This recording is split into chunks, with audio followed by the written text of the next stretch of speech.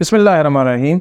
हमने पढ़ा था कि जी स्ट्रेस टाइम्ड और सिलेबल टाइम्ड में क्या फ़र्क है, और हमें पता है कि इंग्लिश जो है स्ट्रेस टाइम्ड है, यानी कि एक सिलेबल से स्ट्रेस दूसरे सिलेबल पे स्ट्रेस पे जाकर शिफ्ट हो जाती है।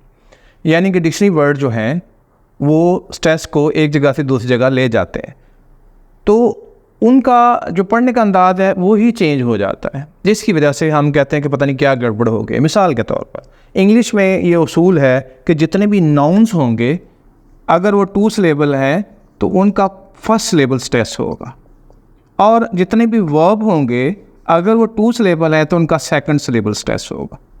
ठीक हो गई जी बात। यानी इंग्लिश में रूल है कि जो नाउन्स हैं वो फर्स्ट सिलेबल स्ट्रेस होगा और जो वर्ब्स हैं सेकंड सिलेबल स्ट्रेस होगा अगर वो टू सिलेबल वर्ड। अगर मोर देन टू सिलेबल है तो हमें डिक्शनरी कंसल्ट करनी पड़ेगी कि इनका सिलेबल स्ट्रेस कौन सा हो रहा है।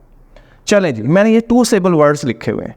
अब ये टू सिलेबल वर्ड्स ये जितने भी हैं ये नाउन के तौर पर भी यूज़ होते हैं और वर्ब के तौर पर भी यूज़ होते हैं। जब हम बोल रहे हैं तो हमारे सुनने वाले को कैसे पता चलता है कि हम इसको एज ए नाउन बोल रहे हैं या एज ए वर्ब बोल रहे हैं? हमारे बोलने की स्ट्रेस से। मिसाल के तौर पर लफ्ज़ है रैकर्ड। अगर हम रैकर्ड कहते हैं तो रै को स्ट्रेस कर रहे हैं और खर्ड को स्ट्रेस नहीं कर रहे, यानी सेकंड सिलेबल को स्ट्रेस नहीं कर रहे, फर्स्ट को स्ट्रेस कर रहे हैं।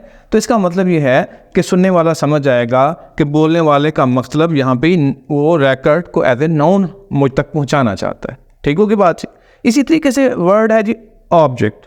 Object object object object.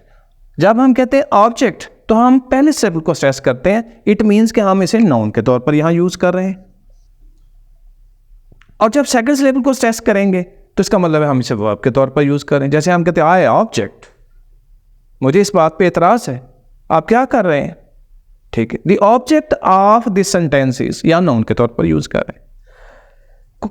Contest and contest, आप दोनों तरह इसको पढ़ के देख लें। तो जब पहले सिलेबल को स्ट्रेस करते हैं तो वंस अगेन हम ये यहाँ बता रहे हैं कि ये एज ए नाउन यूज़ हो रहा है। इसी तरीके से प्रेजेंट में जब हम प्रेजेंट कहते हैं तो इसका मतलब एज ए नाउन यूज़ हो रहा है, जिसका मतलब होता है गिफ्ट। और प्रेजेंट, प्रेजेंट का मतलब होता है पेश करना। He presented me a gift, उसने मुझे एक तोहफा दिया। ठीक है, तो लिहाजा यहाँ पे सेकंड सिलेबल पे स्ट्रेस करते हैं, उसका मतलब वर्ब होगा। इसी तरह लफ्ज़ है इम्पैक्ट।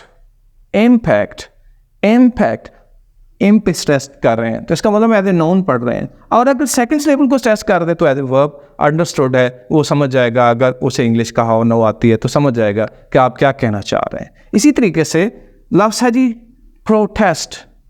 प्रोटेस्ट, तो प्रोटेस्ट जो है अगर प्रो को अगर हम स्ट्रेस कर रहे हैं, फर्स्ट सिलेबल को स्ट्रेस कर रहे हैं, then it is a noun.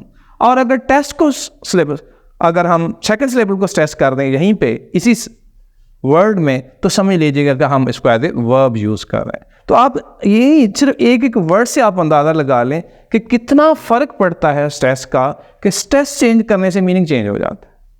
यानी प्रेजेंट का मतलब है गिफ्ट और प्रेजेंट का मतलब है to give a gift.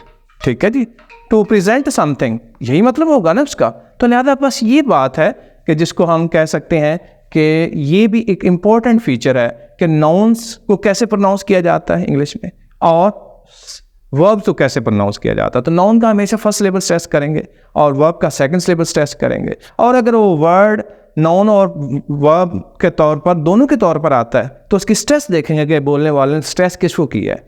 Second syllable को स्ट्रेस किया तो हमें वर्ब पेश करना चाहता है, और अगर फर्स्ट सिलेबल को स्ट्रेस किया तो एज ए नाउन उसकी मीनिंग है, तो हम लेंगे। लिहाजा इस फीचर को आप ज़हन में रखेंगे। Thank you.